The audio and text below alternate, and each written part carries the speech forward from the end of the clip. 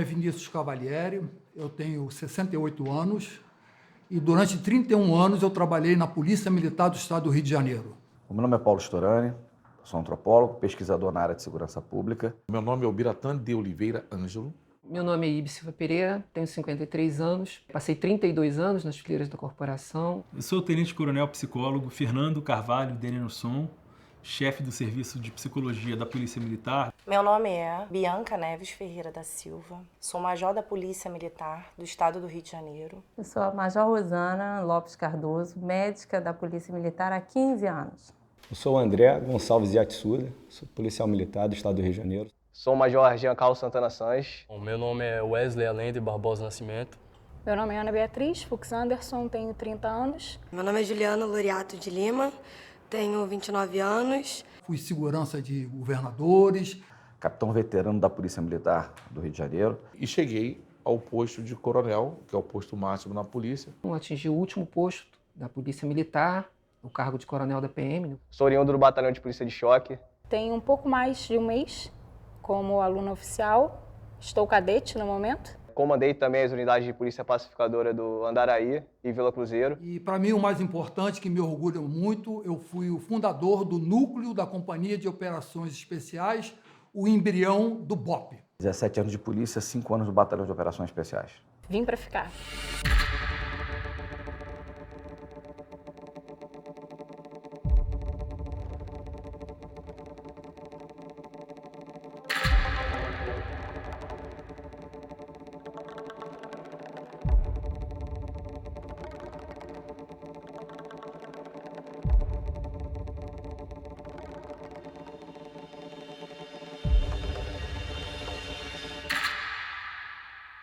Nós morávamos em uma casa, eram 3 famílias dentro da mesma residência.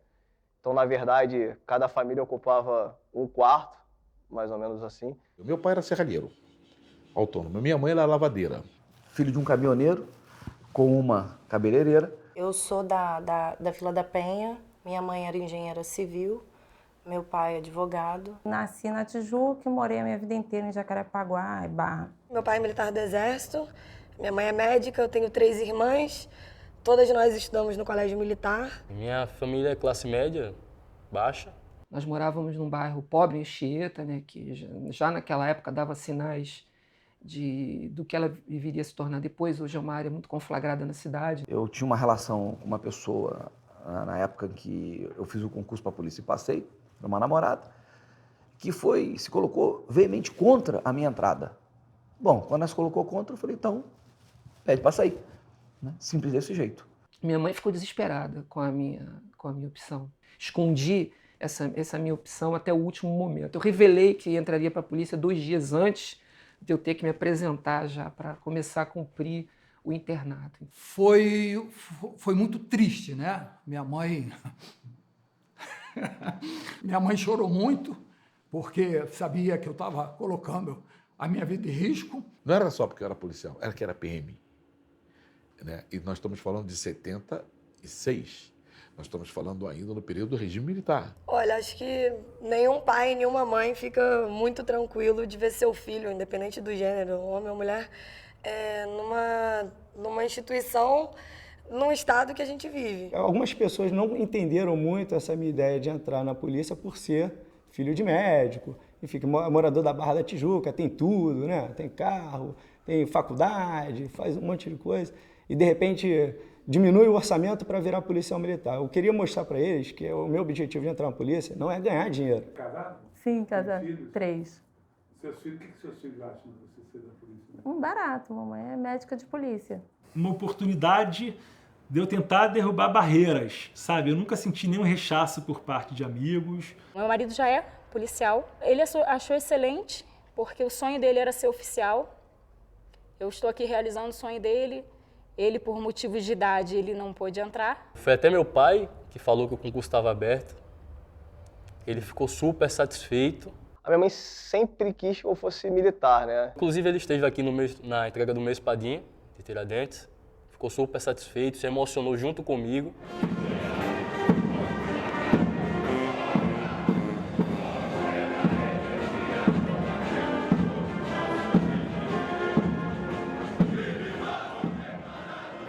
ia muito às formaturas, então eu achava aquilo muito lindo. Meu sonho de adolescente era ser professor de matemática. E eu queria o combate. E na Polícia Militar, realmente, eu tive o combate. Eu não entrei por vocação. Não era vocacionado para ser policial, era vocacionado para ser militar. Eu sempre gostei da área de segurança pública. Eu já trabalhava na área de segurança pública. Primeiro é um sonho de criança, né? Aí eu fiquei no dilema.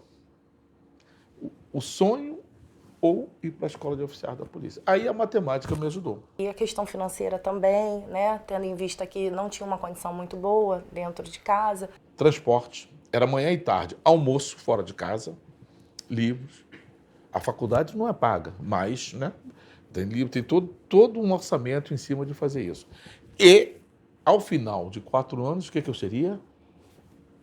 Um criolinho da favela com diploma embaixo do braço, caçando emprego.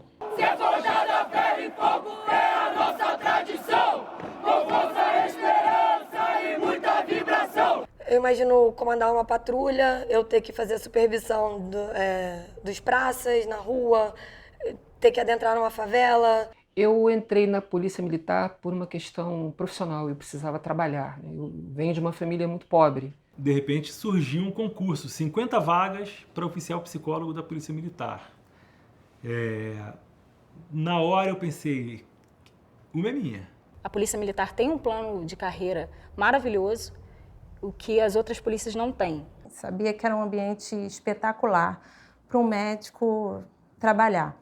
Olha, no Rio de Janeiro, por incrível que pareça, parece que o problema é que me atrai. A única polícia do estado do Brasil inteiro que combate a violência do tamanho da proporção que o estado do Rio de Janeiro enfrenta é a do Rio, né? Todos nós sabemos que não tem violência igual. Eu sabia que ao entrar para aqui, para a academia de polícia, eu ia estudar. E me encontrei na vida militar porque era uma coisa muito fácil.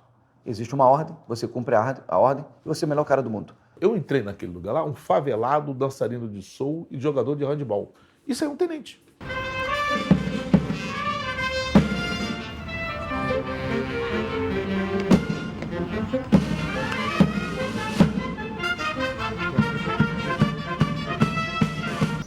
O policial verbaliza, o policial dá comandamento verbal. O policial exerce a autoridade através do comandamento verbal. Alguém tem dúvida disso? Não, senhor. Entendeu? Por quê? Se ele está sendo conduzido por cometimento de algum delito ou por algum motivo, se ele está sendo conduzido de forma coercitiva, alguma coisa ele fez, correto? Ninguém imobiliza ninguém para condução de graça. Entendeu? Então o comandamento verbal para quê? Para restaurar o estado de normalidade e a obediência. Correto? Cidadão, ponta do pé, cidadão, mão na cabeça, cidadão, me acompanha. O perfil profissiográfico de um policial, ele tem algumas características, dentre elas a agressividade. O nível de agressividade não é igual, digamos assim, vamos comparar com um líder religioso. Imagine o perfil profissiográfico de um padre e de um policial. E se nós formos colocar na agressividade, nós vamos ter que fazer isso, né? Dá uma diferença. Senão o policial vai rezar e o padre vai espancar na hora do confessionário. E eu me lembro que a primeira frase que um veterano me dirigiu, eu estava em posição de sentido, ele se aproximou de mim e berrou na minha cara a seguinte pérola: você não tem direito algum e não pode abusar dos direitos que você tem. Nos primeiros dias, acho que o impacto foi imenso. Quem não está acostumado toma o susto. Depois eu entendi que, na verdade, aquilo era muito mais um teatro, né? Justamente para desestabilizar mesmo, né? Para ser uma espécie de ritual de iniciação.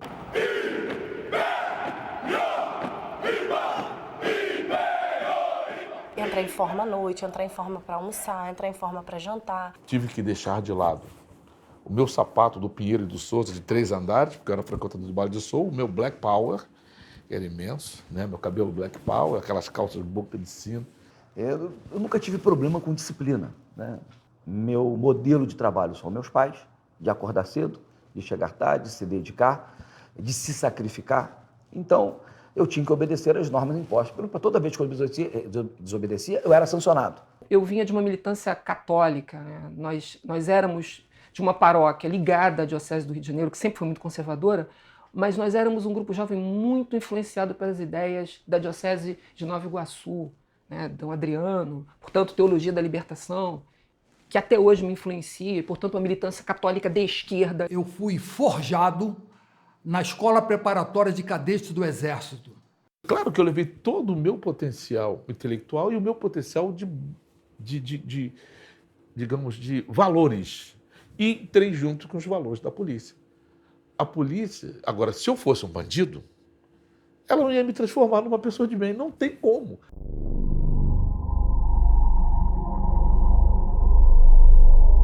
O decreto 314, que foi o primeiro decreto da ditadura que reorganizou as polícias militares, vem no final, em meados da segunda metade do ano de 67, para responder à luta armada que começa em 1967. Você sabe o que é cordel de tropeço? Minas de armadilha? Sabe montar e desmontar uma bomba? Eu aprendi isso tudo na escola de polícia. Durante a minha permanência na academia, digamos assim, por razões óbvias, eu não me manifestava muito nesse sentido das minhas convicções ideológicas. Eu tive aula de guerrilha, contra-guerrilha, defesa interna e territorial, ou seja, a psicologia utilizada pelos comunistas, etc, etc, etc. Experimentava as torturas do campo de concentração, né? Então, tipo, um interrogatório, porrada. E esse ethos militar levou a um ethos guerreiro, de guerra, de combate. Talvez essa seja a maior crítica por parte dos especialistas, que o militar ele tem essa questão de combater, ele vê o oponente como o inimigo e não o criminoso. Fui preparado para o combate, né? Eu sou praça. Quando eu entrei, o meu treinamento todo foi feito para ser combatente. Mas pelo que a gente nossos instrutores vão passando de exemplos para a gente, eles vão mostrando que o Rio enfrenta uma guerra, então é necessário ter uma polícia forte para que possa combater bem o inimigo. Tem um quê de formação militar, sim, mas nós não utilizamos tudo que o Exército faz, ou as Forças Armadas fazem com seus militares. Simulações de briga dentro do ônibus, e assalto a banco, e perseguição com viaturas, abordagem. Essa série era como o que você vai encontrar na rua.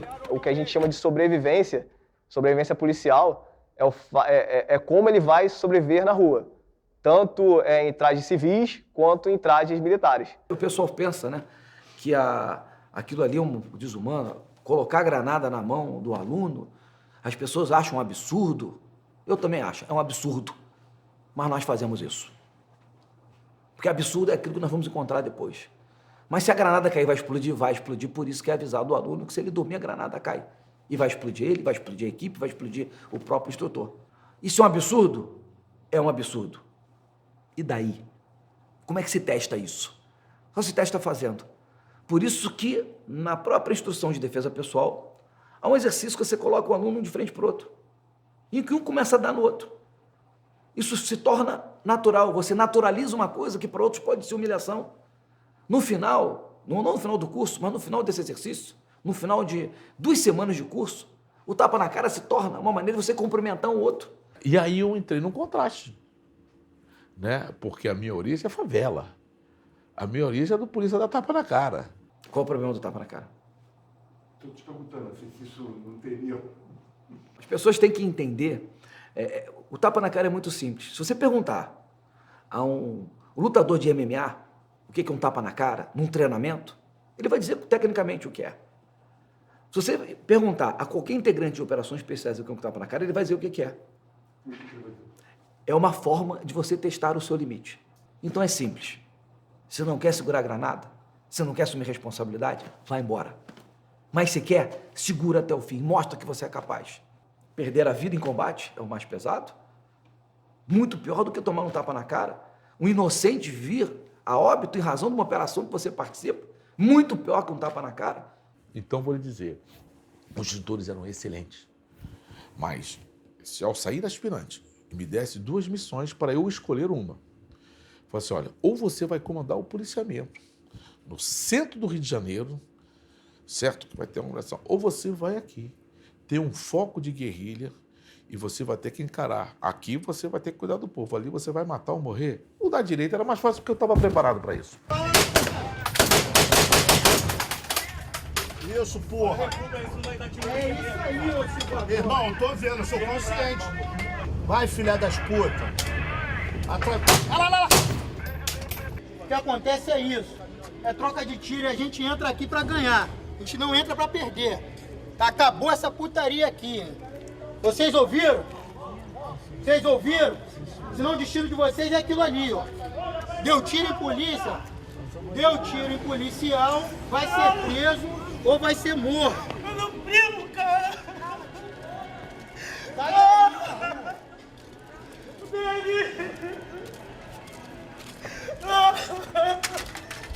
Cara, não, cara! Muitas vezes, quando nós entramos numa favela ou na comunidade, eles estão vestidos de preto, ou estão organizados, eles andam em patrulhas, eles têm um chefe, eles têm um comandamento. Nós trocamos um inimigo pelo outro. O inimigo agora é o tráfico de drogas. Nós temos a guerrilha urbana, é diferente daquela guerrilha do Araguaia.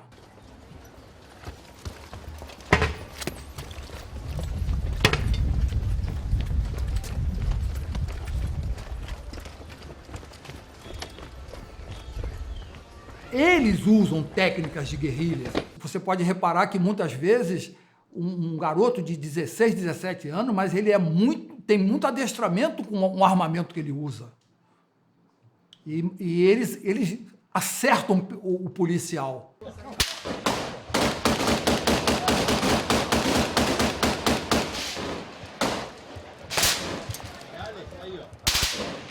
A gente não está nem um pouco preocupado com redução de taxa de homicídio. A gente quer prender traficante, que esse é o nosso grande inimigo público.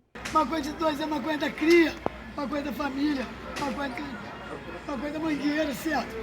Agora o crack de 20 é o meu crack, é o cara que eu olho 5 dias na mangueira, não consegue sair nunca mais. Tudo de bom. Infelizmente, o Exército forma pessoas capacitadas que depois eles são obrigados a saírem.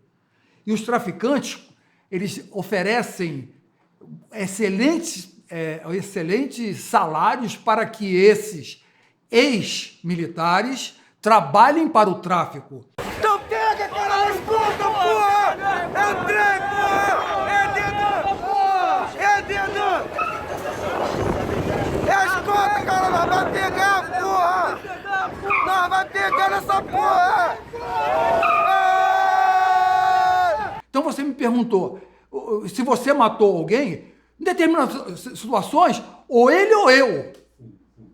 Ou ele, era questão de sobrevivência. A polícia não existe para estabelecer o paraíso, mas para evitar que o inferno se instale.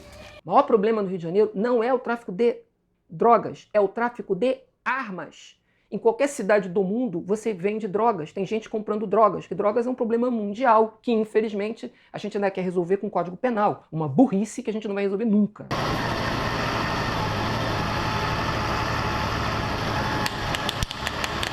É a polícia que mais mata no país, mas também é a que mais morre no país. Então significa que é uma polícia que está em permanente confronto. Está em permanente confronto porque o confronto existe.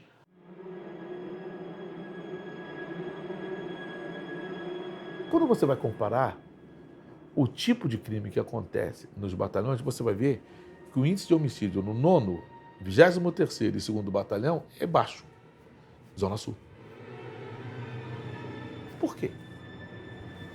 Tem explicações antropológicas e sociológicas para isso. Não tem a ver com o policiamento.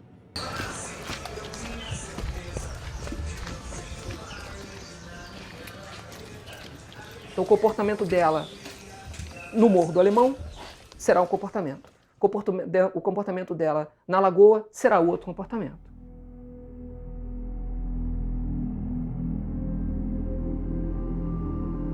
Poxa, não é possível. Os caras estão de fuzil, a polícia está de 40.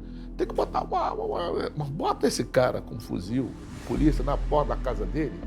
ou parando o carro dele, fala assim, desce, vamos registrar seu carro. Pô, eu não sou bandido, quer dizer. Então, a seletividade do alvo da polícia já está definida na sociedade. Aí, levanta a cara aí pra sair lá na TV, ó. Fica famoso. Levanta aí, levanta a cara aí. Levanta, pô. Aí, lá do 13. O gordinho tá onde, Cidade? Quando você pega o alvo do homicídio doloso, você vai encontrar homem, jovem, até os 29 anos, as vítimas de homicídio, pobre, morador da periferia e negro. Então já está definido quem vai ser preso e quem vai morrer. Só que tem um detalhe, não foi a polícia que selecionou isso.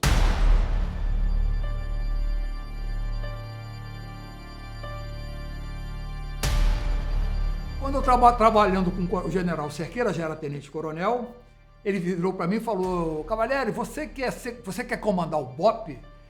Você é comandos? Quer comandar o BOPE? Eu falei assim, general, eu não sou comandos. Comandos é termo do Exército, eu sou operações especiais.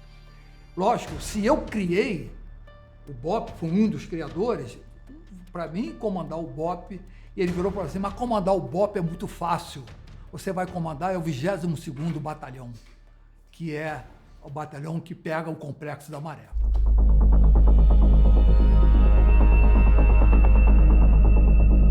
A origem da ação seletiva da polícia está aí. A polícia, já que ela só trabalha no flagrante, onde é mais fácil para ela prender alguém em flagrante? Na favela, onde o garoto vende droga ostensivamente com um fuzil a tiracolo, onde você identifica quem está cometendo o crime de maneira mais fácil, ou no Novo Leblon? Ou na Barra da Tijuca, onde também tem tráfico de drogas e você pede droga pelo telefone. Só que para você prender lá, você tem que ter um inquérito policial. Então eu sei onde morre, por que morre. Né? E ali aquele lugar também onde os polícias são mais vítimas.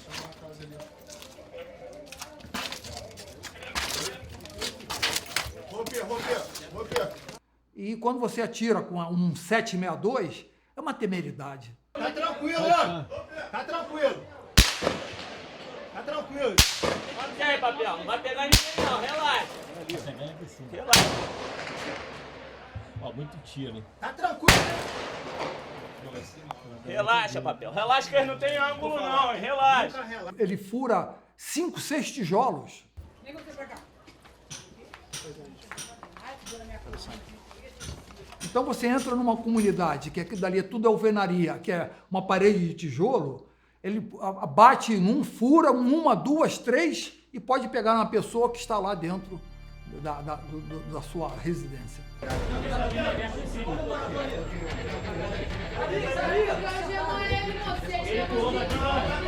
A moradora não fica. Bala perdida é exatamente isso, entendeu? Que usam essas armas inadequadas.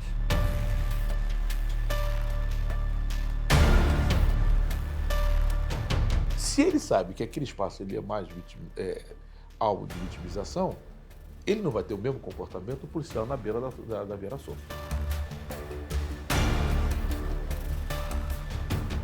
Mesmo que seja ele fazendo um dia num lugar, um dia no outro, ele vai ter dois comportamentos distintos. E vai enlouquecer. Ou ele vai enlouquecer se tiver o mesmo comportamento, e se tiver distinto, ele vai enlouquecer, porque ele vai ter que ter lá, ali e em casa. Em casa ele vai, a mulher dele vai ter que ser um exorcista. Porque espantar todos os demônios que chegam na cabeça do policial. Nós não podemos, nem acho que nem no melhor dos mundos, preparar o nosso aluno aqui para todas as ocorrências, para o mundo complexo que ele vai enfrentar lá fora. Você aprende muito mais nessa experiência do que você criar condições para preparar esse policial para enfrentar o pior cenário de segurança pública do Brasil, da América Latina e talvez do mundo. Sem hipocrisia, nós temos que ver a nossa realidade. Então, muitas vezes, querem do policial um comportamento do Bob Londrino, daquele policial inglês, mas com quem ele está lidando. Que isso, cara? Filho das putas, não tem pertinho da gente! Quem dessa caminhoneira foi o...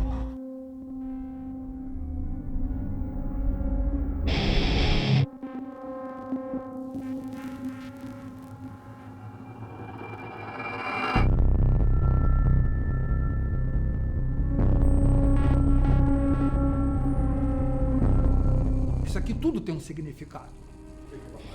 Bom, isso essa parte, esse arco é os louros da vitória que os gregos criaram, colocavam nos atletas olímpicos, os louros da vitória. E no meio, a caveira. A caveira significa morte, em qualquer lugar, na medicina é a morte.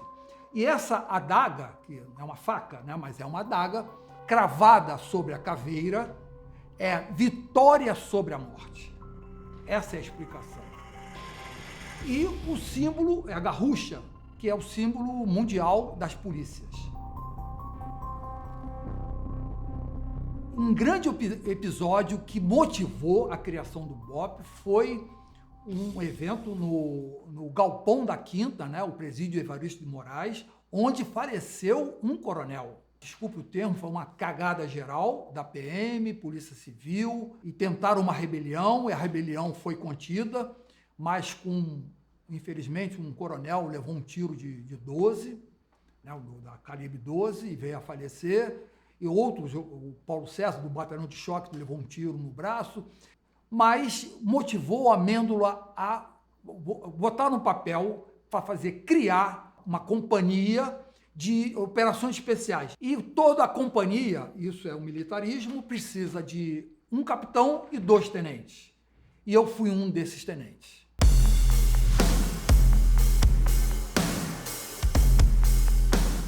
Amêndola, Rangel e Cavalieri. Me formei, eu sou o Caveira 04, Rangel o Caveira 01, faleceu, mataram o Rangel, uma saidinha de banco, ele reagiu e morreu.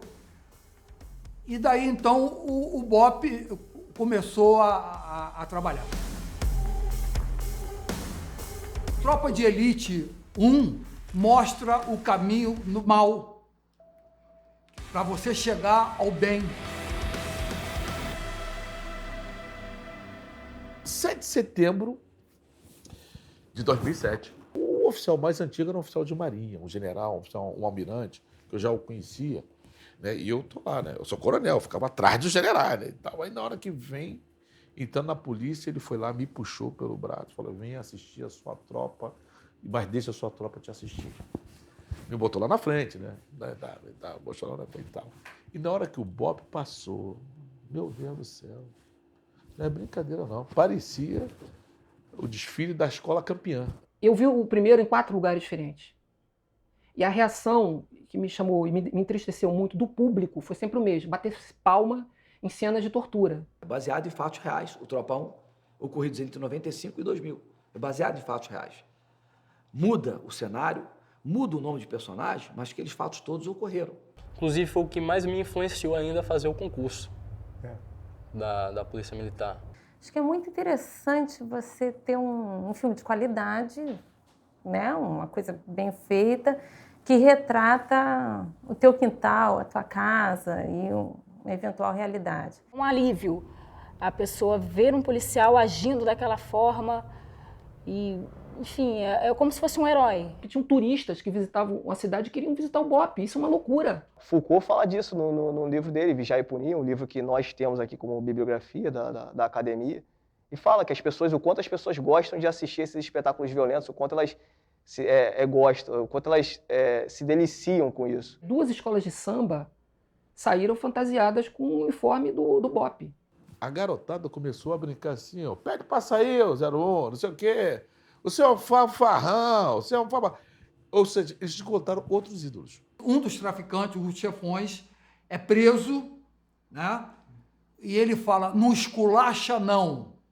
E dá um tiro de 12 no rosto dele para ninguém te reconhecer durante o velório. É uma coisa muito, muito agressiva. Aí coloca o garoto no saco preto. No saco preto não, perdão, no saco plástico. E certo, sangue, etc e tal. Aquela cena o pessoal ri. Eu acho que foi um pouco forte essa cena. É uma cena muito mais... É uma cena que tem que ser passada. Aí até que o cara falou assim: pega o cabo de vassoura, dá esse cabo aqui, para empalar o garoto. Todo mundo riu. Só o BOPE salva. Então a polícia tem problemas, o BOPE é uma unidade fantástica, bem competente, o BOPE vai salvar a polícia militar. Vamos transformar o BOPE numa locomotiva que vai arrancar a polícia militar desse buraco na qual a nossa política mergulhou. Agora, aquele garoto que aplaudiu, etc., ele vai estar para a polícia. E vai querer fazer o quê? Os policiais que trabalhavam comigo sempre tiveram isso de uma maneira muito clara. Antes de sair para o policiamento, eu sempre disse, olha, a gente não é cangaceiro, nós somos policiais, nós não somos justiceiros, nós somos policiais. Trocas de tiro, se alguém vem a ser alvejado durante uma troca de tiro é uma coisa, mas essa pessoa tem que ser socorrida, como manda, a princípio, a nossa humanidade, né? Manda que se socorra. E nós não executamos ninguém. O primeiro entreveiro foi em 1976, eu era do batalhão de choque, né? E tivemos 2 mortes. A patrulha matou dois que entraram numa casa, deram tiro e depois nos enfrentaram e nós tivemos que atirar. É o auto de resistência, legítima defesa. Eu estava me defendendo. Em outras situações, a mesma coisa. Se ele morreu, paciência. Aí que nós falamos, se uma mãe tem que chorar, que não seja a minha. Há um senso comum, é isso que eu quero dizer, que torna a guerra uma coisa dolorosa, mas uma coisa que tem que ser enfrentada no mesmo diapasão. Muitas das vezes, como aconteceu depois dos anos 70, anos 80, diante de uma situação de precariedade e da forma lenta com que a lei ela atua, ele acaba tomando para si a responsabilidade da solução final. E a solução final ela é sempre criminosa. É eliminar o criminoso. Então a gente não pode ignorar a realidade do Rio de Janeiro, que é uma realidade com uma beligerância muito grande. Mas se você não estiver preparado para reagir com essas situações, e é o que a gente tenta passar aqui para os nossos oficiais, se preparem para agir nessas situações. Você realmente pode ser levado, compelido a um sentimento de justiça, que eu acho que é isso que eles sentem, ninguém quer tirar a vida do outro por mero sadismo, mas é um sentimento de justiça e você sendo tomado por isso, você pode cometer esses erros que são crassos. Naquele episódio do ônibus 174, né, era ordem do governador não matar o sequestrador. Mas quem entende de segurança pública não é o governador, é a polícia.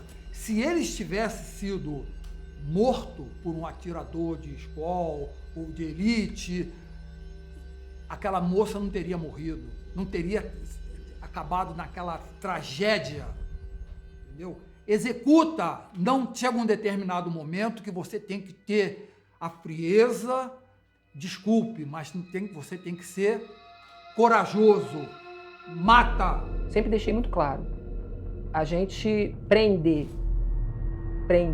quando precisa prender.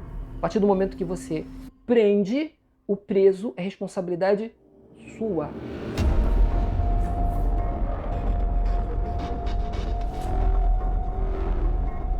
As polícias precisam de controle. Elas não têm controle. Elas trabalham do jeito que elas querem trabalhar. Eu considero o caso Amarildo um caso muito grave, simbolicamente. Um caso muito grave e que não foi tratado com a gravidade que deveria ter sido. Porque o caso Amarildo é o caso de alguém que é preso pela polícia militar no exercício da sua atividade, é conduzido para dentro de uma unidade da polícia militar e desaparece. Isso é enredo de ditadura civil-militar. O Amarildo não era nenhum santinho, tá? Não era aquele pintor de parede, como disseram. Tá?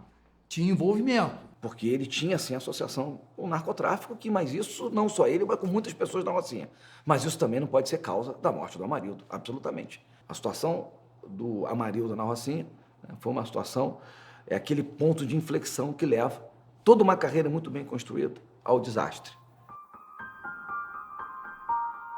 Respeito à decisão judicial, porque tem que respeitar o que é busca da verdade real e o julgador julga em cima do que está no processo. É a verdade real. Mas eu não consigo colocar o Edson como responsável por aquilo. Essa é a minha percepção.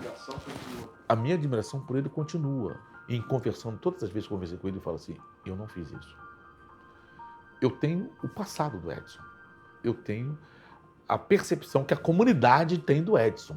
Eu conheço o Major Edson, ele é um menino brilhante, 01 de turma, um oficial decente sob o ponto de vista da sua integridade moral, muito correto nas suas atitudes. É outra referência pra gente também. E ele, acho que ele é um exemplo de oficial que ele é bom na parte operacional e bom na parte administrativa também. Primeiro colocado de turma, operações especiais, primeiro colocado de operações especiais. Acho até que a vida dele seria curta na polícia, porque com certeza, se ele fizesse concurso público, como ele estava se preparando para ser promotor de justiça, ele iria passar. Foi meu aluno na academia, depois foi meu aluno durante o curso de operações especiais, um oficial brilhante, mas, infelizmente, está num balaio de gato, vou falar assim, né? E ele procurou, como todos nós sempre procuramos, defender o policial, fizeram bobagem, não estou acusando, não estou dizendo que foi ele, mas acabou que ele era o comandante, e a responsabilidade é do comandante. Algo aconteceu e que com certeza foi perpetrado por subordinados, e na tentativa de consertar esse erro, talvez por uma questão de fidelidade com aquelas pessoas, assumiu a responsabilidade do problema. Ao identificar o fato, ele deveria ter prendido o policial e começado a investigação a partir dele. A partir do momento que ele tentou, ele se convenceu que a versão do policial era a mais correta, trouxe para si a responsabilidade. Eu passei por isso. Qual é o comandante que não vê que o soldado fez bobagem, se excedeu, mas você não é que vai proteger. Internamente, você acaba com ele. Mas, na hora de olhar para a câmara e falar, houve um mal-entendido, não foi bem assim, entendeu? Porque senão você... As coisas, infelizmente, às vezes dão errada. É possível, né? Eu posso responder baseado na minha experiência, né? Então, eu como comandante do PP, o comandante do PP, e como eu sei que o Major Edson era, né? É uma pessoa muito preocupada com a sua tropa, muito próxima da sua tropa. Então, cria porque tem que ser assim. Para liderar no terreno inóspito, no terreno onde as dificuldades são imensas, mas a gente não compactua com o que é feito de equívoco, né? Lealdade não significa um corporativismo no sentido pejorativo. Ele foi muito vítima dessa lógica de guerra covarde que está aí. E trouxe um prejuízo muito grande para o projeto da UPP, em relação à mácula de policiais que foram separados, preparados para uma atividade de polícia de proximidade, está cometendo situações, crimes semelhantes a de outros policiais em outros momentos da história da Polícia Militar. E os gestores dessa política que são culpados. Eles têm o sangue nas mãos. Império combatente na luta contra o mal, nós somos o futuro da força policial. Faça uma experiência, num grupo grande de policiais, eu não vou nem dizer o número, mas um grupo grande de policiais, faça uma pergunta assim, aparentemente aleatória. Quem nunca prendeu ninguém aqui? Veja quantas mãos vão levantar. É uma vergonha não ter prendido ninguém. Eu ouço muito assim que o policial deixar de atuar é covardia. Eu ando armado 24 horas, não deixo de andar armado. O incremento da insegurança fez com que o PM não queira andar armado, não queira andar fardado, não queira andar com a carteira, né, aparente e tal, usa técnicas de camuflagem da sua carteira, mas anda armado. Ele não pode ser pego de surpresa. Ou ele adivinha que o cara vai tentar assaltá-lo e usa antes, e prepara antes, ou quando ele for fazendo um contra-ataque, ele já foi surpreendido. Então, volta e meia, está reagindo, está matando, está morrendo. Daí a razão também, não é só no ônibus, né? No seu espaço sociável ou na sua atividade laborativa paralela, vulgo bico, ele vai estar armado. Então, essa é uma das razões em que o número de policiais vítimas letais de folga é maior, muito maior do que o de serviço. Olha, eu já atendi um policial num estado de extrema agitação, né? Estava muito perturbado. E ele desacatou uma superior hierárquica, foi trazido a mim. E aí, quando ele me entregou a arma, foi um grande alívio para mim. E aí eu guardei a arma comigo, depois fui entregar a arma para o meu chefe. A arma estava com o cão puxado para trás. E eu não vi isso em nenhum momento. Na sessão seguinte, eu perguntei para ele se ele sabia disso. E ele falou que ele ia fazer uma besteira. Eu falei, que tipo de besteira que você ia fazer? Ele, não, besteira contra alguém, ele não, besteira contra mim. E ele estava a ponto de explodir mesmo, assim. Ele estava a ponto de tirar a própria vida. Né? Que o policial militar é um trabalhador adoecido por conta do seu trabalho. As condições de trabalho levam ao adoecimento, o sofrimento físico e psicológico. As pessoas talvez não tenham conhecimento. A polícia hoje tem um efetivo que gira em torno de 47 mil homens. 17 mil estão afastados por problemas médicos. Então, dos 47 mil, você vai subtrair 17 mil, porque não tem condição de ir para a rua trabalhar por problemas médicos, que vai desde um problema ortopédico até um problema psicológico. Chegou uma equipe inteira na minha sala, ainda fardada, a equipe toda fardada. Foi um dos casos mais difíceis que eu já atendi. Tinha havido uma ocorrência numa entrada de uma favela, numa entrada de uma favela, na qual eles estavam procurando um carro que tinha sido roubado. Daqui a pouco sai aquele carro da favela, exatamente o mesmo, com isso o filme. Batia a placa, batia tudo. E, segundo o relato dos policiais, não deu tempo de nada. O carro chegou rápido, eles bateram de frente, né, como eles dizem, e abriram fogo. Batia a descrição, era o carro roubado saindo da favela. Naquele momento o policial pensa, naquela fração de segundo, começaram a atirar, né, com medo de serem alvejados. Vieram a vitimar a dona do veículo, que tinha ido recuperar o veículo roubado na favela. Na verdade, estava ela com o marido, eu acho.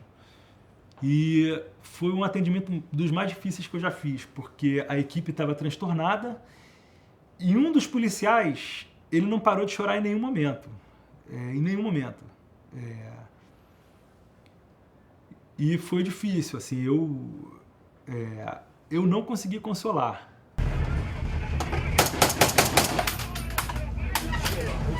Esse acúmulo de não controle, de não prevenção, associado a trabalho em turnos, má alimentação, por não buscarem mesmo, por não ter a cultura, isso acarreta uma taxa de adoecimento acima da população em geral. Você não tem um tratamento de saúde mental, um acompanhamento preventivo, um acompanhamento que faça você perceber que você está saindo da curva. Aconteceu comigo, como comandante, no 22º Batalhão, que eu peguei um burocrata, um soldado chamado burocrata, e falei que ele tinha que engrossar a tropa, ele tinha que me ajudar a ir no Morro do Adeus. E quando nós chegamos nas proximidades do Morro do Adeus, na época, eu não gosto de falar o nome de bandido, mas era um famoso que estava lá, e começou um tiroteio, né? A bala comendo, como é que a gente fala. Esse soldado, ele se urinou todo, veio para cima de mim, se agarrou em mim e começou a gritar: comandante, eu não quero morrer, comandante, me tira daqui. Eu acho que é a única profissão do mundo em que você pode morrer a qualquer momento. O que eu recebia de ameaças por telefone, desculpe o termo, seu filho da puta, vou te matar. E eu falava: entra na fila, porque tem uma fila querendo me matar. As pessoas te veem porque você é uma polícia ostensiva, não é uma polícia civil que não está fardada, que não tem um carro caracterizado, então as pessoas estão te vendo, só que você não está vendo as pessoas.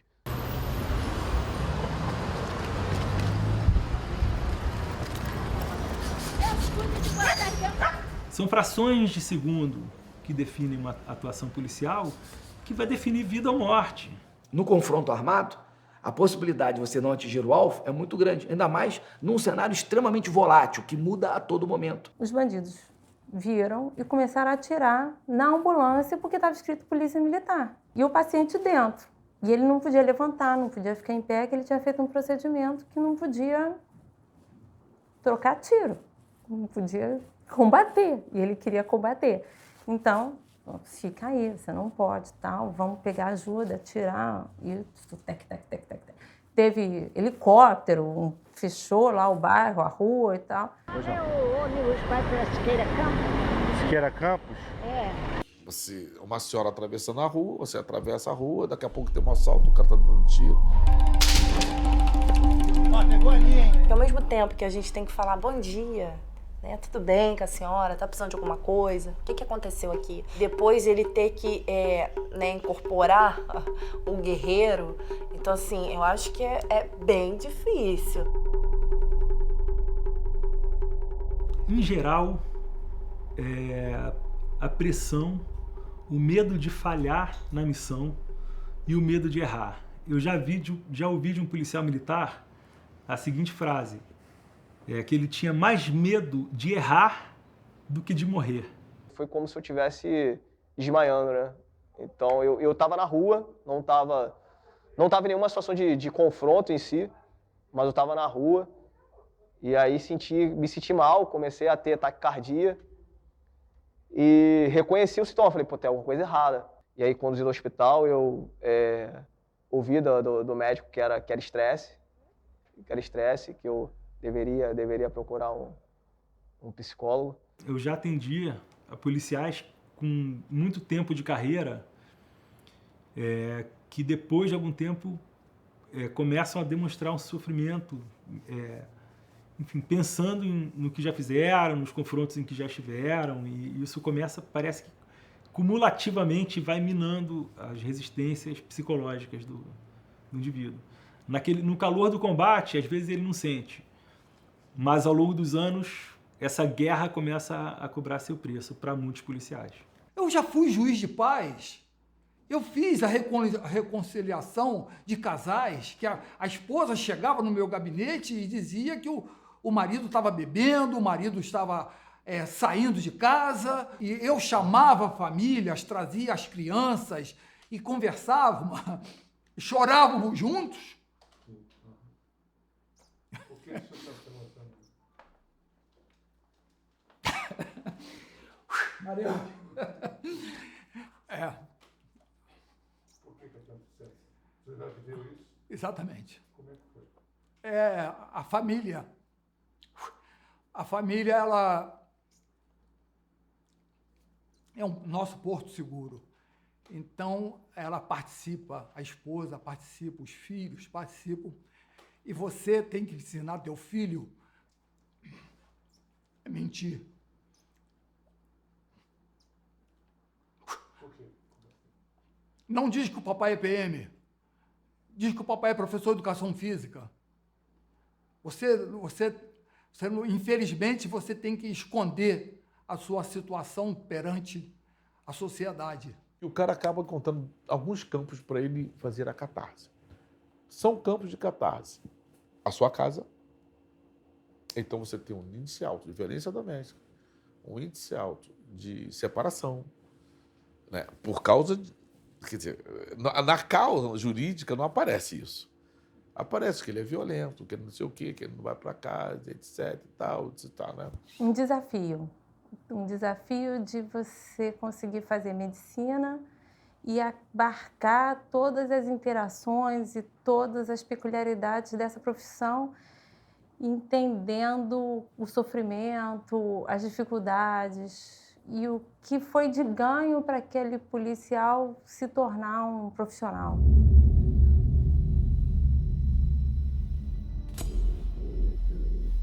A força morde a alma de todos aqueles que a empregam.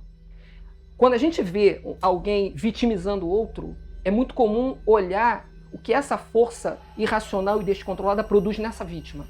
A gente não olha o que esse descontrole causa na própria pessoa que está vitimizando, né? Os dois são vítimas do processo. Olha, eu nunca ouvi falar de alguém que tenha confessado um crime em consultório.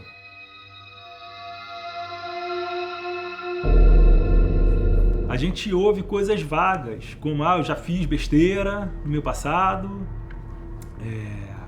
eu já fiz muita coisa errada. Fizeram um estudo muito interessante mostrando que policiais militares no Rio de Janeiro têm 6 vezes mais possibilidade de cometerem suicídio que qualquer outra categoria profissional. Só que esse suicídio, digamos assim, mais espetaculoso, mais midiático, né? Não sei, parece um pedido de ajuda mesmo, né? Parece um pedido de socorro que não bastou para aquele indivíduo tirar a própria vida. Ele teve que fazer algum apelo. Eu diria que dos policiais, na época que eu atendi, eu encaminhei uns 40% para a psiquiatria, porque eles demoraram a nos procurar e quando procuraram já estavam precisando da psiquiatria. Por mais que tenha um acompanhamento, mas não é suficiente para promover um acompanhamento de se 47 mil homens, 17 estão afastados, digamos que pelo menos 25 mil estão direto na ação policial direta e em confronto. Você não tem uma estrutura psicológica e de saúde para suportar essa situação. Existem países do mundo que o policial, se ele entra num confronto armado, ele fica X dias num trabalho de saúde mental, etc e tal. Aí o pessoal fala, não, tinha que fazer isso aqui no Rio agora. Veja quantos confrontos armados tem nesse lugar. Veja quantas vezes o cara dá tiro. Entendeu? Então, fica fácil. Quer dizer, é factível. Aí quando você pega aqui o número de confronto armado, você fala assim, pô, vai acabar o efetivo da polícia. Inclusive existe um estudo de uma psiquiatra nossa que aponta que os filhos de policiais militares têm taxas muito mais elevadas que crianças da população normal de apresentarem estresse pós-traumático. Em termos de ansiedade, agitação noturna, pesadelos, depressão infantil e transtornos de déficit de atenção também.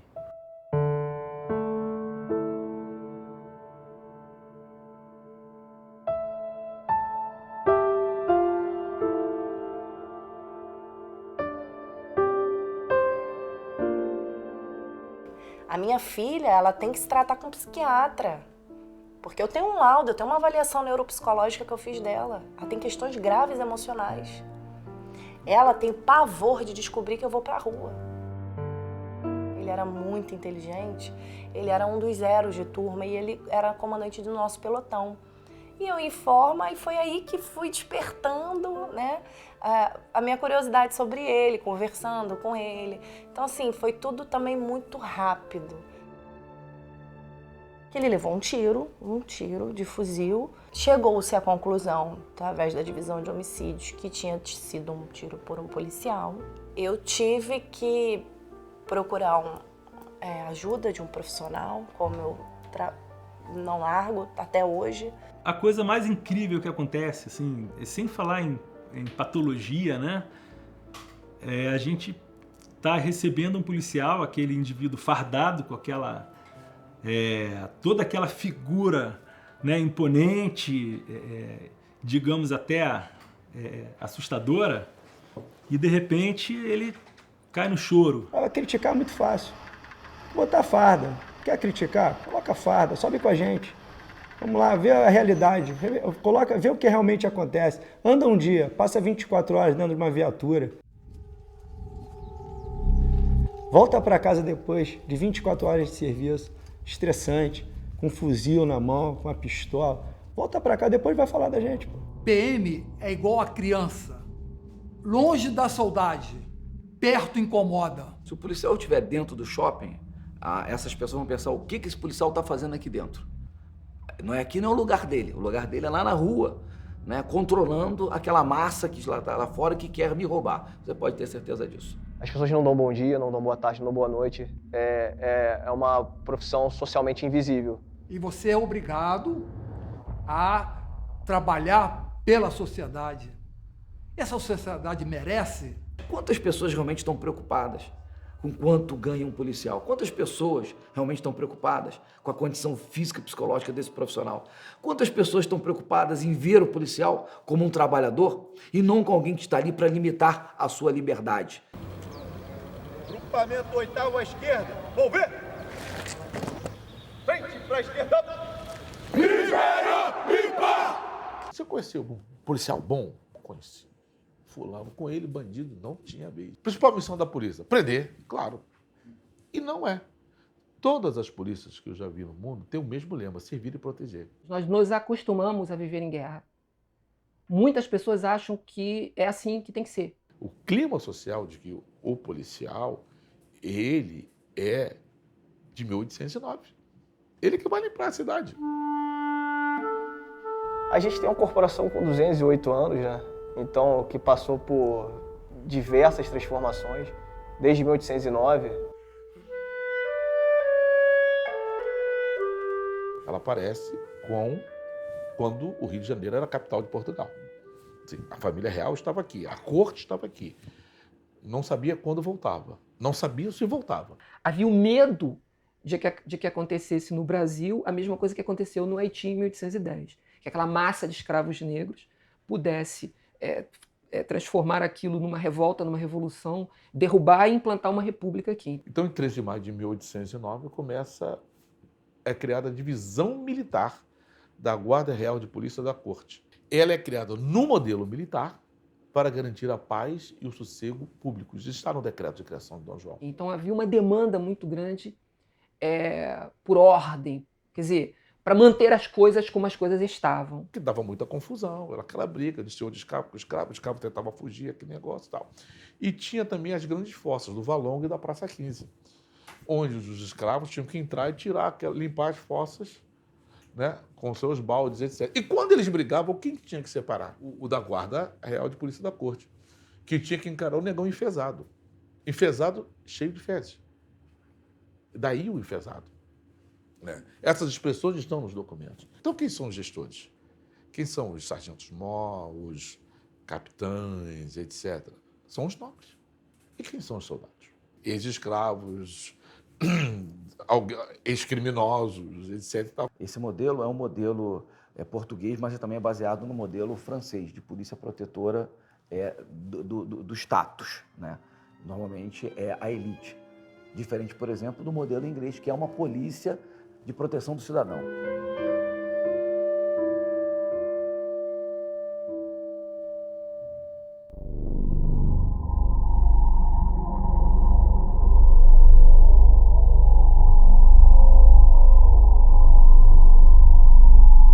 O que mais me dói é a fusão das duas polícias. Porque você pega um estado geograficamente grande para um estado geograficamente menor e o menor mais rico do que o pobre, do que o outro, do que o grande. Quando houve a fusão, não só na polícia, em todos os órgãos, depois eu conversei com juízes, promotores, houve uma confusão muito grande. E eu fui altamente prejudicado. Os oficiais do antigo Estado do Rio entraram todos na minha frente. O policial que trabalhava lá em Porciúncula, nossa, maravilhoso aqueles lugares, Natividade, ele não tinha ideia o que se passava aqui na Mangueira. Ele não tinha ideia que as grandes favelas da época, né? Mangueira, Salgueiro, Tijuca, Borel, entendeu? Então, quando eles chegaram aqui, eles estavam assustados. Você pega a canção da Polícia Militar do antigo Estado do Rio, uma canção bonita. Fala da tradição da polícia, que a polícia, né, tem que ir para a guerra, no caso de etc. tal, mas que tem que cuidar da paz, do sossego público, etc. tal. Você pega a canção da Polícia Militar da Guanabara, só tem a palavra Polícia Militar no título, em mais lugar nenhum. Não aparece polícia, não aparece missão da polícia. Ela só fala em guerra, guerra, matar, morrer, guerra, o inimigo. Enfrentar a morte e ser forte no que acontecer. Isso é o hino da PM, é a canção da Polícia Militar. Com força e disciplina e boa união, manteremos com agora a nossa tradição. Nós temos aí uma linha de Talvega, um divisor de água nisso, que chama-se Carlos Magno Nazaré Cerqueira. O governo Brizola tinha uma visão da ação policial que era muito voltado ainda para uma realidade da ditadura militar, que era a polícia ver, por exemplo, o morador de comunidade como bandido. Não estava errado de todo, sem dúvida nenhuma. Ele assume o comando da polícia em 1983. Ele é o primeiro coronel PM a comandar a polícia. Um psicólogo, um sociólogo, e deu uma nova dimensão, uma nova maneira de ser da polícia militar. Já pensava em polícia comunitária na década de 60, então ele foi um precursor, acho que era um homem à frente do seu tempo. O criminoso tem que ser tratado como criminoso. Não se trata o criminoso como uma pessoa de bem, mas se trata o criminoso como um ser humano que praticou mal. Eu não vou falar para o criminoso, por favor, queira entrar na viatura. Não é assim. Não vou falar assim com ele. Entendeu? Eu vou falar para o cidadão, que é a vítima, por favor, quem está aqui na viatura, vamos entrar, vamos conduzir o senhor, a senhora, etc. Ele queria que a PM fosse mais sociável, ele queria que a PM fosse mais comunidade. Então ele vai ser levado com energia, etc. Agora, eu não vou dar tapa na cara, eu não vou esculachar o cara, eu não vou esculachar a família. Outra coisa, parente de bandido é parente. Mas o parente do bandido é bandido. Então não é parente do bandido, ele é bandido. Cerqueira falava isso em 83. Olha, as operações têm que ser planejadas. Você vai prender quem? Essa pessoa está onde? Quais são as informações que você tem para que essa operação seja segura? Para que nenhum policial seja ferido, para que nenhum morador seja ferido, para que nenhuma criança seja ferida. Quer fazer a operação? Faça. Mas essa operação tem que ser planejamento, tem que ter planejamento, tem que ter responsável. Ele era contestado por parte da PM, né, porque achavam que a PM tinha que continuar sendo mais operacional. Claro que para muita gente isso foi terrível, foi uma temeridade. Como? Isso está amarrando a polícia. Maluco. Por que eu estou chamando de maluco? Com o maior respeito, né? Nosso ídolo. Porque para fazer o que ele fez tem que ser louco. Então ele fez algumas modificações que ele angariou muitos inimigos dentro da polícia. Inimigos doutrinários, filosóficos e ações. Essas loucuras que ele fez, foi loucura, graças a Deus ele fez essas loucuras, ele fez com que a polícia começasse, que a gente tivesse que estudar. E aí as pessoas começavam a reclamar, oh, mas esses caras nunca entraram numa patrulha, como é que eu vou saber? Eu não sabe o que é uma ocorrência policial, como é que eu vou ler o livro dele? Ele queria que as pessoas estudassem, né? Queria que os cursos exigissem reflexão. Traz o mundo acadêmico, uma relação com o mundo acadêmico, que não existia. As ONGs estão crescendo nesse período e provoca a reformulação dos currículos da polícia. Esse foi o grande pecado que ele teria cometido para muitas pessoas dentro da corporação. Queria que elas estudassem. O curso de aperfeiçoamento de oficiais, o curso superior de polícia, ele era assim, uma fila indiana dos capitães, né? Então tem 10 vagas, vão os 10 mais antigos. Tem 30 vagas, vão os 30 mais antigos. Ele fez concurso. Então o mais moderno podia passar o mais antigo, o mais antigo podia ficar reprovado. E ficava. Né? Porque a bibliografia indicada, não tinha aqueles manuaizinhos, etc. não. Incomodou muito, porque eu nesse momento, eu já passei à frente de vários companheiros, porque eu passei no concurso e outros companheiros mais antigos foram reprovados.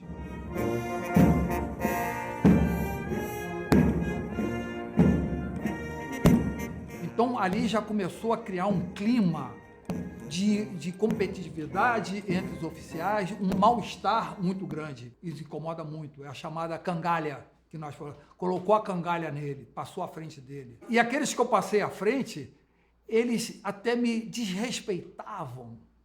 Eles não me chamavam de senhor, sendo um tenente-coronel. E começaram a dizer que estava havendo acordo. Eu nunca soube. Outros governadores, eu soube. Essa tropa de elite 2 fala bem, mostra bem sobre isso, né? Que é o acordo entre os traficantes e currais eleitorais e não sei o quê, essa podridão que existe dentro da política. Mas o Brizola, não. Eu nunca soube que ele teve acordo com o traficante. Eu não sou brisolista, sabe? Eu sou apolítico. Mas eu vivi essa época. Nós estávamos no aeroporto em Congonhas, São Paulo. Ele começou. Então ele falou para mim, capitão, Eu nunca proibi da polícia subir morro.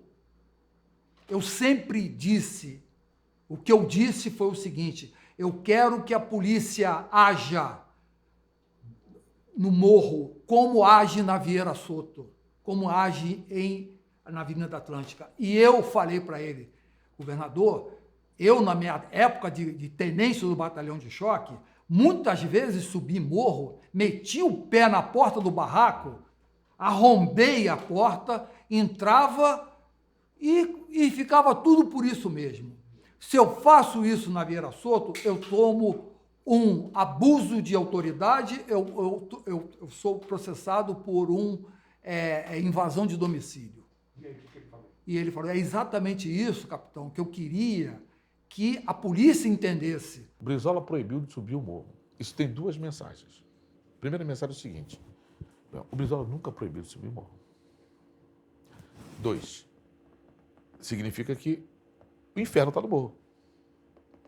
O mal está no morro. O mal nasce no morro. Se proibiu subir o morro, pô, isso é como que a polícia não vai subir o morro? É bom lembrar que antes da Constituição de 88, um delegado poderia dar ordem para que se ingressasse num barraco, né, que as pessoas achavam que não era residência na época.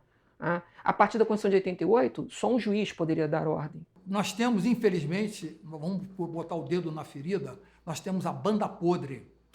Em qualquer lugar tem a banda podre. Né? Então a banda podre gostou disso, porque não incomodava os traficantes e ganhava mais dinheiro. Né? Como é que se diz? O arrego era maior.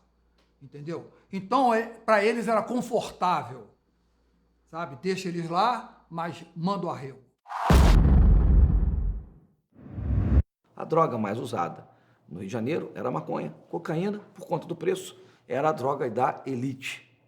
Imediatamente, Rio de Janeiro, que era a rota de passagem dos países andinos para a Europa, com pouca quantidade que permanecia em razão do preço, houve uma derrama, né? Uma grande quantidade de cocaína a preços acessíveis, quase equiparando ao preço da maconha. E eles buscaram o local para poder exercer essa atividade criminosa, as comunidades, que agora não tem mais a polícia.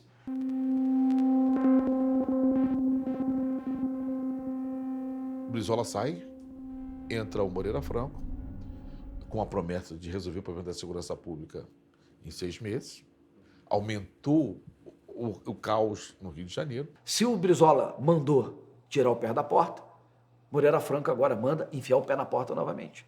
Então a polícia foi liberada para exercer. Aí foi um momento em que ocorreu um sucesso inicial, mas quando a polícia é liberada sem controles, você pode ter certeza que os abusos serão cometidos. Brizola ganha de novo, aí ele faz a loucura. Volta a ser o comandante-geral. E aí ele viu o seguinte, é agora ou nunca. Então ele deu uma aceleração nos seus processos. Das implantações do programa de polícia comunitária, de você trabalhar a questão dos menores. Ele trabalhava a questão do menor, da prevenção dos delitos de droga, uma série de questões que portava a polícia num campo mais moderno. Surge, através das críticas, uma política pública inovadora, que foi o projeto de pacificação. Que hoje é o PP, no modelo mais adequado, foi criado pelo Cerqueira em 93, chamado GAP, que é policiar no morro. É diferente de incursão no morro, de processo de interação com a comunidade. O que acontece novamente? O crime novamente se expande, porque a polícia agora é limitada. Eu fui testemunha ocular da história que o governador Brizola disse a seguinte frase: eu falo com o coronel Cerqueira, ele parece que ele não me escuta. Então, talvez ali começou uma desavença, um mal-estar, questão da política. Eu acho que a segurança pública no Brasil teria ido numa outra direção se não tivesse acontecido aquela tragédia. O Cerqueira não morreu igual o Brizola. O Brizola morreu de doença. O Cerqueira foi assassinado. O Nazaré Cerqueira foi assassinado. Cerqueira morre em 99, no melhor momento da sua produção intelectual, né? A versão oficial é que um policial desenvolveu por ele uma obsessão atribuía ao Cerqueira todos os infortúnios da sua carreira, porque havia um curso para cabo que ele não conseguiu fazer, porque estava se preparando, o Cerqueira mudou as regras do curso antes que chegasse a sua vez. Para se ter uma ideia, no inquérito que foi feito, a esposa relata que quando ele via o Cerqueira na televisão, ele pegava o revólver e ficava apontando para a TV, dizendo que um dia mataria. E no dia 14 de setembro, por volta de 16h30, ele cumpre a promessa que ele vinha fazendo. Ele entra no prédio onde o Coronel Cerqueira trabalhava, ele era vice-presidente do Instituto Carioca de Criminologia, estava desenvolvendo uma coleção fantástica, Polícia Amanhã, com patrocínio da Fundação Ford. Ele entra, chama o Coronel Cerqueira se volta e ele dá um tiro, um único tiro, que atinge o olho direito do Coronel Cerqueira. Ele falece na hora e é assassinado logo depois. Ele mata o Coronel Cerqueira e recebe um tiro logo depois por alguém que a gente nunca descobriu quem é.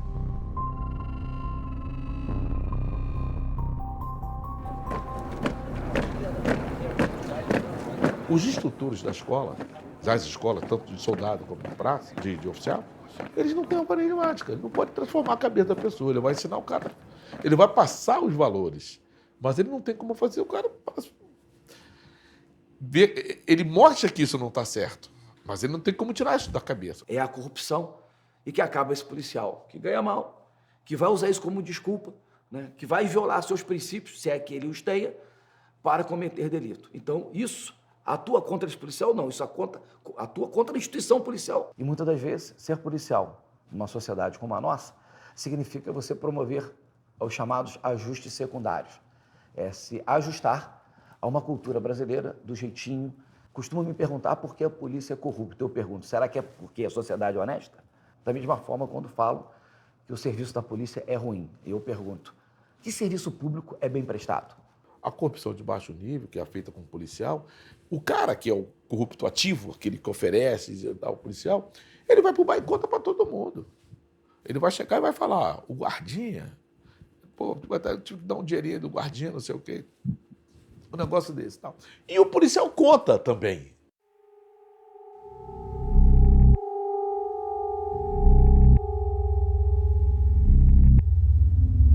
Eu tenho ideia do que era Vila Cruzeiro antes da UPP. Está ruim, muito ruim, muito ruim. Mas eu creio que esteja melhor para a sociedade. Vou dar o exemplo também da Vila Cruzeiro. Lá eu tinha um hospital, o Hospital Geral Getúlio Vargas, tinha UPA, tinha Clínica da Família, tinha projetos sociais, tinha banco, tinha esporte, tinha espaço de desenvolvimento infantil, tinha escola. Pô, eu não posso dizer que o Estado não entrou. Virou hábito demonizar as UPPs, mas as UPPs reduziram a taxa de homicídio na cidade do Rio de Janeiro. Reduziram. E qualquer programa num país que não tem programa para redução de homicídio tem que ser olhado com olhos mais generosos, né? Eu acho que a UPP começou a dar ideia do que seria a polícia de proximidade. É um projeto muito bom, é um projeto muito bem elaborado. As pessoas apoiam, que gostam realmente da polícia. E nessa comunidade você vai ver as crianças brincando com o policial, os adolescentes vindo apertar a mão do policial. Eu tive uma experiência fantástica no Andaraí, onde as pessoas prestavam continência. Não tinha o policial entrando para querer ser amigo da comunidade. Não tinha o policial querendo ensinar as crianças da comunidade. Não tinha o policial querendo trabalhar com os adultos da comunidade, com ginástica, que é o que eu faço. Enfim, tinha aquele policial que entrava, combatia o crime e descia e acabou. No Santa Marta zerou. Nós tivemos 5 anos sem homicídio. Isso é coisa para comemorar num país onde um brasileiro morre a cada 9 minutos. Mas o programa cresceu demais, cumpriu finalidades eleitoreiras. A PM está abandonada dentro dessas UPPs, está abandonada. Entendeu? Então o policial vai para lá e não sabe se vai sair vivo lá da comunidade, porque a qualquer momento ele vai morrer. Que muitas das vezes não é nem a missão principal da corporação, mas a gente preenche esse vazio do próprio Estado, que não tem política pública. Nós entramos quando o Estado falha. Eu vou parafrasear um professor meu, que eu lembro que ele falou assim, que a polícia militar ela não está sozinha, ela está mal acompanhada. Entra a PM, faz o trabalho da PM, mas cadê a Secretaria Social, cadê a Secretaria de Educação, cadê a Secretaria de Saúde, entendeu? Então, todo o nosso serviço vai por água abaixo. Achar que a presença policial é suficiente para trazer segurança para aquela comunidade, isso é uma falácia, isso é uma idiotice. Eu acho uma covardia colocar o policial recém-formado dentro de uma comunidade com tráfico. Eu acho que isso aí é um absurdo, né? Eu acho que o policial deveria pegar prática dentro de batalhão, na rua. Eles têm medo de falar com o PM. Uma ocasião, eu estava no 22º Batalhão e cheguei numa birosca, nós estávamos lá numa incursão, e cheguei numa birosca e comecei a falar com o dono da birosca. Ele falou assim, não fala só comigo não, fala com todo mundo. De tanto medo que ele estava achando que eu tinha... Ele vai dizer, pô, esse cara é amigo do comandante. A partir do momento que você entra numa comunidade conflagrada, as pessoas dão um tiro e você, às vezes, revida esses disparos com arma de fogo também, você coloca a vida das pessoas em risco. Então, isso é ruim para aquelas pessoas. Isso é ruim, a gente entende isso.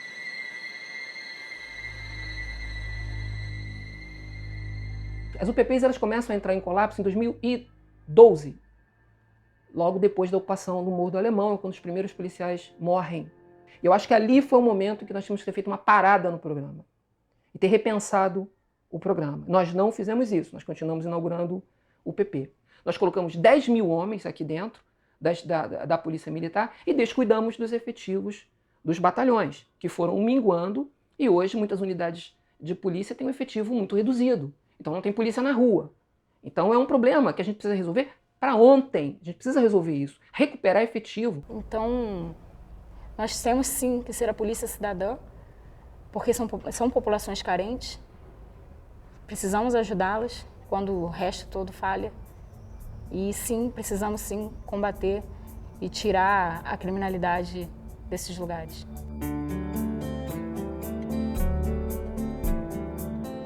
Acabar não acabou, até porque eu tô lá. Eu sou o comandante dos projetos, um exemplo, assim. De quais UPPs? De todas, é o que eu tô falando pro senhor. Até na UPP Alemão a gente tem projeto de música. Inacreditável. Sim, o UPP Nova Brasília a gente não tem projeto. Uma ou outra a gente não tem, mas na maioria a gente tem. O objetivo da minha sessão, o foco, são as implantações de ações de proximidade nas UPPs. Atualmente, a gente beneficia mais de 7 mil crianças, jovens, adolescentes e idosos. De que lugar? De todas as UPPs. Então a gente tem que ter um programa para esse menino, né? Para tirar esse garoto. A gente precisa disputar esses meninos que a gente está perdendo para o crime, para o tráfico. A gente precisa disputar com o tráfico esses meninos. Não é admissível que o Rio de Janeiro volte a ser o que ele era antes das UPPs.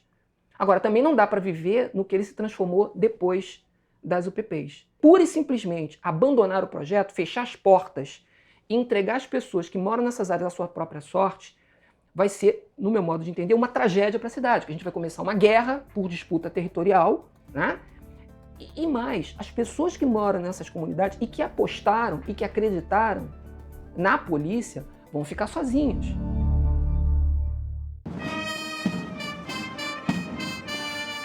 Se você olhar os currículos de formação, eles são bem desenhados. Nós temos vários problemas de formação.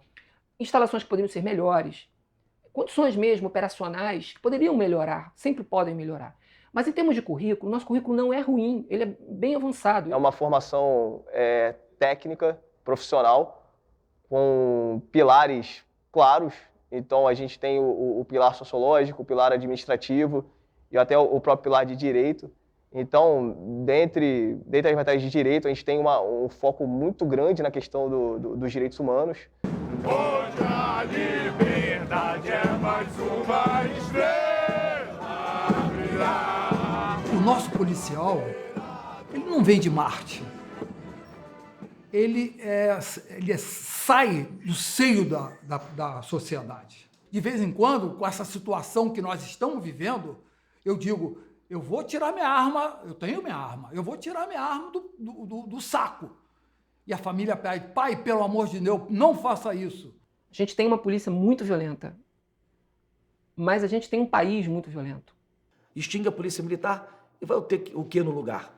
Quando eu pergunto aos especialistas, vocês querem uma polícia civil? Não, polícia civil também então não. Então, por que vocês querem propor?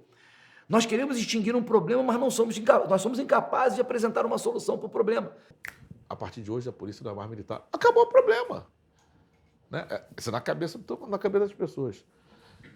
Vamos desmilitarizar a polícia porque ela é a força criada para matar o negro. Pô, isso é discurso, isso é retórica, isso é clichê de quem tem preguiça de entender o que está acontecendo. É muito mais fácil repetir os clichês do que partir para dentro. É um problema sério e grave de educação, que a gente quer resolver tudo com uma canetada, mas é um processo e que nós não vamos resolver no curto prazo, médio e longo prazo.